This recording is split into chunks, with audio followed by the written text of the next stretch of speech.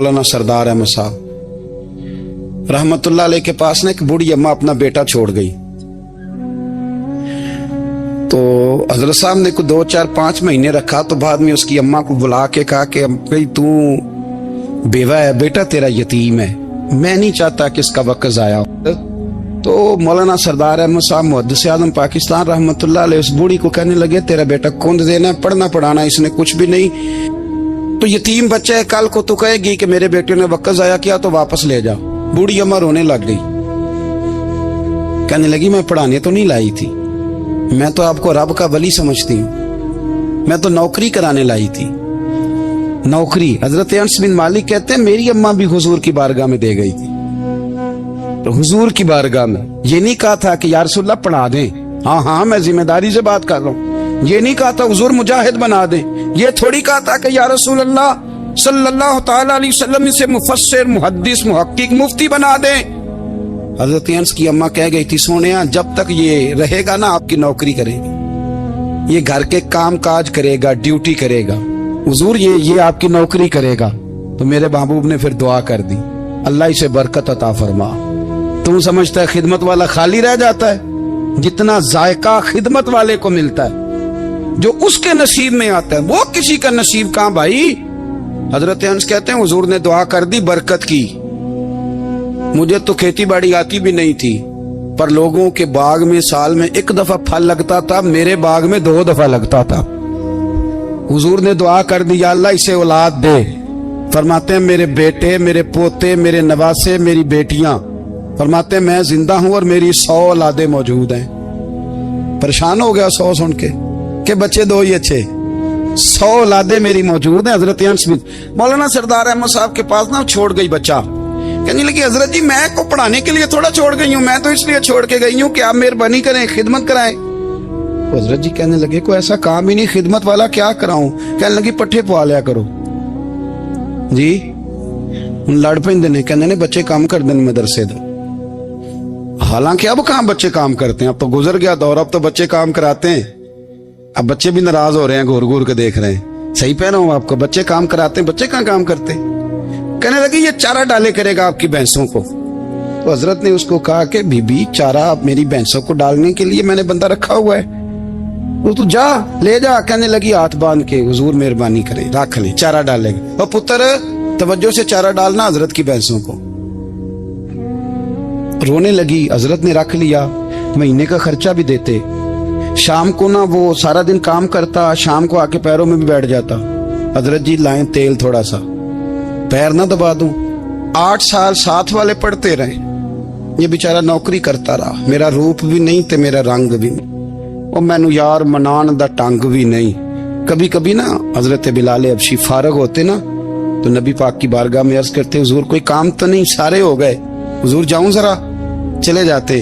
एक दिन सलमान फारसी कहने लगे या रसूलल्लाह ये बिलाल कहाँ जाता है। फरमाया जा देख के तो आ। हजरत सलमान वापस आए तो आके रोने लगे, कहने लगे सोनिया जब यहाँ से जाता है ना तो जाके सैयदा फातिमा की चक्की पीसनी शुरू कर देता, बीबी साहबा के काम करने लगता है, घर में जाके स्नैन की ड्यूटी करता है, वहां भी काम यहाँ भी काम। वो चारा डालता रहा, उसने चारा डाला। हजरत मुहद्दिस आज़म की भैंसों को दस्तारे फजीलत का वक्त आ गया, सारे पगड़ियां सजा के आ गए, आज दस्तार होगी। ये ना पीछे होके बैठ गया, चूंकि पढ़ा ही नहीं था तो दस्तार का है कि दस्तार तो उसकी जो पढ़ेगा, हमने तो पढ़ा ही नहीं, हमने तो यार पढ़ा, घर पढ़ा, ड्यूटी करी। हजरत मुहद्दिस आज़म रहमतुल्लाह अलैह के यहाँ जब ऐलान होने लगा ना कि अब दस्तार होगी, तो हजरत ने पहला ऐलान उसका फरमाया। तो मजा वाला बंदा कपड़े भी कदी कदी बदल देना, वो कहता है जिस हाल में भी था मैं पलट के देखने लगा कि पड़ा पड़ा तो है, कोई शय नहीं, ये माजरा क्या है। पीछे से उठ के आए तो कहते हैं बाकियों की दस्तार किसी आलिम ने की, किसी सूफी ने की, लेकिन ये भैंसों को चारा डालने वाला जब आया तो मुहद्दिस आज़म ने फरमाया पगड़ी के बाल को कोई हाथ ना लगाए, ये सारी दस्तार मैंने करनी है। और फरमाते हैं हजरत बाल भी देते जाते थे और आंसू भी बहाते जाते थे, माथा भी चूमते थे, और फरमाते थे दस्तार के बाद चला तो नहीं जाएगा यार, मुझे तो इबादत भी नहीं रह गई, मुझे तो चाबियों को भी नहीं पता कौन सी कहाँ रहती है, जाएगा तो नहीं तू। वो रो पड़ा, कहने लगा सोने जाए तो वो जिसके पल्ले कोई शय हो, आता जाता तो है कुछ नहीं, मुझे किसने रखना है, मैंने कहाँ जाना है, इधर कहा तो इधर ही रहूंगा। वो उस तालिब इल्म के सारे उस्ताद भाई कहते हैं उसने दस्तार कराई, पढ़ा पढ़ाया कुछ नहीं, पर जो मसला अड़ जाता था ना, वो जो अड़ जाता था ना, वो जाके उससे पूछते थे तो किताबें खोलने की जरूरत नहीं पड़ती थी। मौलाना अमजद अली साहब आजमी रहमतुल्लाह अलैह फरमाते हैं यकदम आला हजरत का दरवाजा खुला, ये भी मेरे आला हजरत की जिंदगी है, इसे भी देख, यकदम दरवाजा खुला तो बूढ़े इमाम के पैरों में जूता कोई नहीं, और आला हजरत सर पट दौड़े। मैं करीब गया, मैंने कहा हुजूर मैं सदके जाऊं, कहां जा रहे हो? कहने लगे किसी ने बताया मेरा मुर्शद का बेटा रेलवे स्टेशन से गुजरने वाला है, अमजद अली देर न कर यार, कहीं शहजादा नाराज ना हो जाए, मेरे मुर्शद का बेटा, मेरे शेख का पोता, यार जरा जल्दी कर। कहते हैं आला हजरत दौड़े रेलवे स्टेशन पे, उन्हें अगर फतवे लिखने आते थे किल के रजा है खंजरे खूंखार बरकबार, तो वो ये भी कहा करते थे कैसे आकाओं का बंदा हूं रजा, बोल बाले मेरी सरकारों के। दौड़े गए रेलवे स्टेशन पे, और बूढ़े शेख सदरुल शरिया कहते हैं मैंने कहा हुजूर मैं ना चला जाऊं? कहने लगे ना पुत्र, मैंने बड़ा नमक खाया उस घर का, मैंने बड़ी नौकरी करी है, मेरी अपनी ड्यूटी है, तुम्हारी तो नहीं ना। मेरे शेख फरमाते रेलवे स्टेशन पे हजरत खड़े हैं, तो एक मुसाफिर उतरता, उसके करीब जाते अदब से सलाम लेते तो कहते मारेरा शरीफ से तो नहीं कोई आया? कहते वो मुसाफिर गुजर जाता, दूसरा आता तो फिर करीब जाते, कहते वो उसके आस्थाने से तो नहीं आए, उधर से तो नहीं कोई आया। कहते सारे गुजर गए, जिन मुसाफिरों ने उतरना था उतर गए, ट्रेन चल पड़ी। तो मैंने कहा हुजूर किसी ने आपको गलत इत्तला दी थी, शहजादे तो आए नहीं। कहने लगे यार इत्तला गलत थी या ठीक थी, पर यहाँ तक आने का मजा बड़ा है, आप समझ सकते हैं। आला हजरत के दो बेटे हैं, हुज्जतुल इस्लाम मौलाना हामिद रजा खान साहब और मुफ्ती आज़म आलम इस्लाम, दोनों शहजादे इतने बड़े शहजादे थे कि दोनों अपने अपने वक्त के सबसे बड़े मुफ्ती हुए। ये भी तो मेरे आला हजरत है ना, इसको भी तो जरा समझो ना। खुशकी और फिर खुशकी और फिर खुशकी। एक दिन पीर साहब ने कहा, नूरी मियाँ साहब, क्या अहमद रजा यार वो भैंसे रखी हुई हैं तो उनको ना गीदड़ आके तंग करते हैं, तो दो कुत्ते मिल जाए ना कभी, तो चलो रात को पहरेदारी करेंगे, दो कुत्ते मिल जाएं। मैं अक्सर सोचता हूँ कि आला हजरत तो आलिम थे, उनका कुत्तों से क्या लेना देना। हजरत जी आपने कुत्तों की बात करनी थी तो किसी दुनियादार से करते, दो कुत्ते मिल जाएं तो जरा जानवरों की देखभाल करेंगे। फरमाया हुजूर सवेरे ही आ जाएंगे। भाई आपका तो ये शुगर नहीं, तो आप कहां से लाएंगे? दिन चढ़ा तो दोनों बेटों के गले में रस्सियां डाली। आला हजरत को सिर्फ आप फतवे की रोशनी में देखते हैं, आपको उस शख्स के दर्द का नहीं पता, उसके जायके का नहीं पता, वो किस स्टेज का आदमी है, स्टेटस क्या है तरीकत में, शरीयत में, इश्क में। दोनों शहजादों के गलों में रस्सियां और पकड़ा हुआ है। तो नूरी मियाँ साहब कहते हैं मैं चारपाई पे बैठा था तो नीचे बिठाल दिए दोनों बच्चे, मैं उठ के खड़ा हो गया। मैंने कहा मौलाना ये क्या? कहने लगे हुजूर ड्यूटी भी करेंगे और रोटी भी नहीं मांगेंगे। जिन्हां तना विच इश्क न रचिया कुत्ते हो ना थी चंगे, मालक देकर राखी कर दे साबर भुखे नंगे। किधर गया ज़ौक़, किधर गया वो दर्द? और फिर जब बारी आई रसूलुल्लाह के प्यार की, जब बारी आई नबी पाक की मोहब्बत की, तो फिर फाजिल बरेलवी का कद अगर लिखने में कमाल है ना, तो महबूब के प्यार करने में भी कमाल। उन्होंने ना सारी जिंदगी यानी सारी जिंदगी ये कह के गुजार दी कि इश्क तेरे सदके जलने से छुटे सस्ते, जो आग बुझा देगी वो आग लगाई है। एक सैयद साहब थे, मकान बन रहा था आला हजरत का, तो सामने ना बिल्कुल लाइब्रेरी थी। तो جب مکان بن رہا ہوتا ہے تو تب سارے مستری مزدور اندر ہی ہوتے ہیں، تو سب کا آنا جانا تھا، سب لوگ آتے جاتے تھے بلا جھجک. تو وہ سید صاحب بھی ایک دن آ گئے، سامنے لائبریری میں ملے، پھر چلے گئے. کچھ دنوں کے بعد گھر مکمل ہو گیا، اب عورتیں بھی آ گئیں. تو شاہ جی کو پتہ نہیں تھا. وہ پرانا ہی ماحول سمجھ کے نا، مولانا ظفر الدین بہاری کہتے ہیں پرانا ہی ماحول سمجھ کے تو اندر آ گئے. اور جیسے ہی اندر داخل ہوئے سامنے گھر کی عورتیں دیکھی تو شاہ جی معذرت معذرت معذرت کرتے پریشان ہو گئے. اور پھر جب دوبارہ پلٹنے لگے تو اعلیٰ حضرت دوڑ کے گئے، ہاتھ چومے، کہنے لگے شاہ جی آپ کو تو پتہ نہیں تھا، اور آپ مہربانی کریں یہ معذرت والا لفظ واپس لیں. یہ میرے گھر کی عورتیں نہیں، یہ تو سیدوں کی باندیاں ہیں، یہ تو نوکرانی ہیں. تو آپ مہربانی کریں، یہ انداز آپ کا جو ہے یہ درست نہیں، آپ مہربانی فرمائیں اندر آئیں. اور پھر سارے خاندان کو لے کے پردے کے پیچھے کھڑا کیا اور کہنے لگے شاہ جی کو غلطی لگ گئی، انہوں نے ہم سے معذرت کی، اب ہم سارے مل کے ان سے معذرت کریں، اس لیے کہ یہ رسول اللہ کا خاندان. یار تھوڑا بہت دو چار لفظ جس بندے کو آ جائے نا، دو چار لفظ. میں ذاتی طور پہ نا آپ کو پتہ ہے میں تو نعت خانوں سے تو ہماری بنتی نہیں، بہت سارے نعت خان تو ہمیں ویسے ہی نہیں. میں کہتا ہوں نعت آنے دے جانے کا نام نہیں، نعت تو کلام کا نام ہے. کسی بزرگ کی بات پڑھو، کوئی مطلب اس میں کوئی ذوق ہو، کوئی درد ہو. یہ کیا بات ہوئی جو آج کل کام شروع ہے؟ لیکن آپ کو پتہ ہے ہم نعت خان کی بھی عزت کرتے ہیں. میں جس نعت خان سے نعت سنتا ہوں میں دل کی قلب کی گہرائی سے اس کا حیا کرتا ہوں، میں اکرام کرتا ہوں، اللہ جان میں اعزاز دیتا ہوں، اس لیے کہ میں سمجھتا ہوں یہ جب بولتا ہے نا تو مجھے مدینے والے کی یاد آتی ہے، یہ نبی کریم کی یاد دلاتا ہے، تو اس کا اعزاز ہے.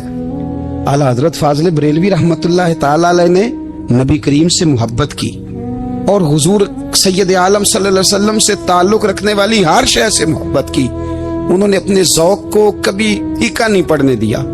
ساری زندگی رسول اللہ صلی اللہ علیہ وسلم کا پیار. تھوڑے دو چار لفظ میری طرح کسی شخص کو آ جائیں تو وہ ادب اداب کے دائروں سے نکل جاتا ہے. وہ ہر چیز کو کلو کال کے ذائقے میں رکھتا ہے. اس لیے ملا رومی فرمایا کرتے تھے سیٹھ آدمی ہونا جیب میں پیسے ہوں تو اس کا پیر کوئی نہیں ہوتا.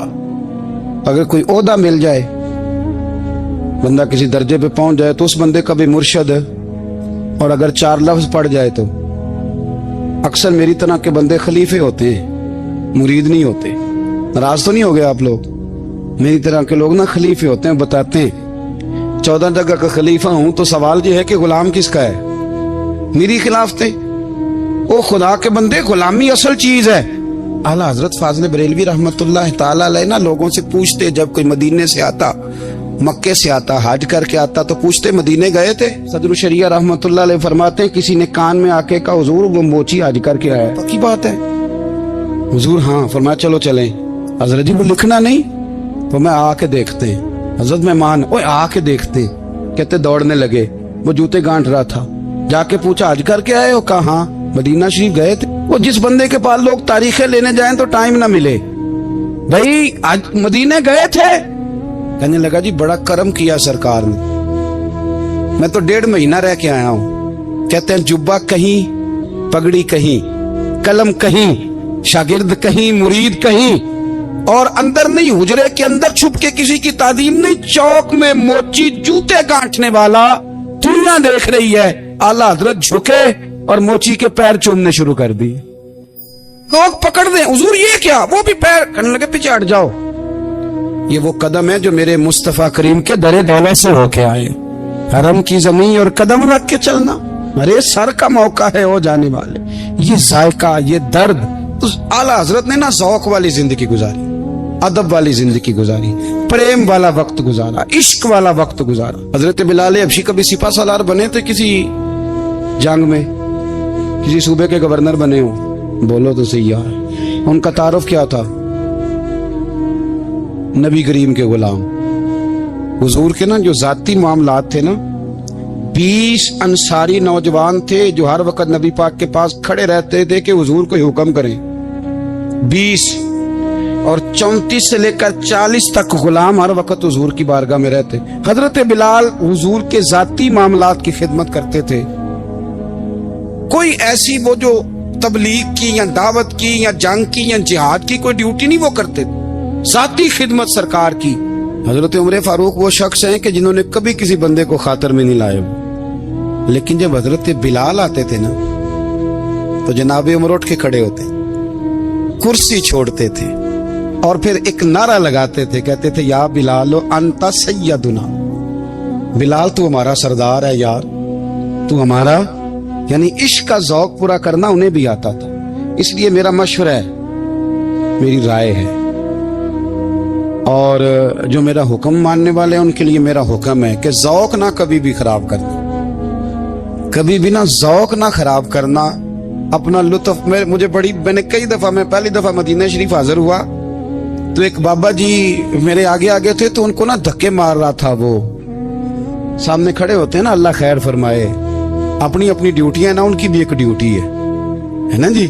تو وہ دھکے مار رہا تھا تو بابا اسے کہہ رہا تھا تیری خیر ہوئے پہرے دارا روزے دی جالی چوملین دے.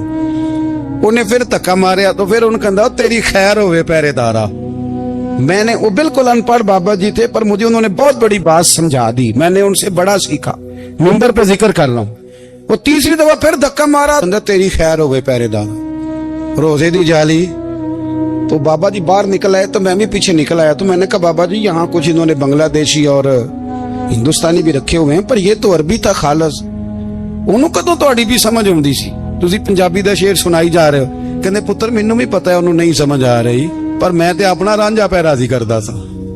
مینوں پتا ہے انہوں کا او یار اسی رانجھا بھی تے راضی کرنا ہے کہ نہیں, کہ ساری زندگی کیلو کال کے جھگڑے میں پڑے رہنا. اے عشق تیرے صدقے جلنے سے چھٹے سستے, جو آگ بجھا دے گی وہ. اور ایک جگہ پہ اعلیٰ حضرت کہتے ہیں جان دے دی وعدہ دیدار پر, ہم نے جان دے دی. ہاں خالی اس نے وعدہ کیا تھا کہ آؤں گا, آیا نہیں تھا, پر جان ہم نے پہلے دے دی. تو اس لیے نا ذوق, شوق, پیار, وارفتگی, محبت اساتذہ کے لیے, بزرگوں کے لیے, علماء کے لیے, مشائخ کے لیے, بڑوں کے لیے نہ ذوق نہ کبھی خراب ہونے پائے. اللہ آپ کو سلامت رکھے. اور کچھ دعائیں میں نے دے دی ہیں, کچھ اللہ جانتا ہے میرے دل میں ہیں, وہ میں دیتا رہتا ہوں. اللہ آپ کو ہمیشہ شاد و آباد فرمائے. قرآن مجید نے ارشاد فرمایا الا بذکر اللہ تطمئن القلوب, فرمایا خبردار ہو جاؤ اللہ کے ذکر میں ہی دلوں کا اطمینان ہے, اللہ کے ذکر میں دلوں کا چین ہے. لوگ بہت سارا مال, بہت ساری دولت, بہت ساری عقل اور بہت سارا شعور ہونے کے باوجود بے سکون ہیں. جس چیز نے زمانے کو تکلیف میں مبتلا کر دیا ہے اور جو چیز ڈھونڈنے سے نہیں ملتی وہ اطمینان ہے, وہ قرار ہے. لوگ بھیک مانگتے ہیں, منت کرتے ہیں, دہائی دیتے ہیں کہ کہیں سے سکون کی دولت مل جائے, لیکن وہ میسر نہیں آ رہی. بڑے بڑے لوگ ہیں اور میں عرض کر چکا ہوں کہ مالدار بھی ہیں اور عقل مند بھی ہیں, باشعور ہیں, پڑھے لکھے, پر قلبی سکون, راحت, اطمینان, چین انہیں میسر نہیں آ رہا. راتیں جاگ کر گزر جاتی ہیں, دن آزمائش میں بیت جاتا ہے. وہ کبھی اس کے لیے ٹھنڈے علاقوں کا سفر کرتے ہیں, کبھی دوستوں کی مجلسوں میں جا کر کے بیٹھتے ہیں, کبھی گھر سے دور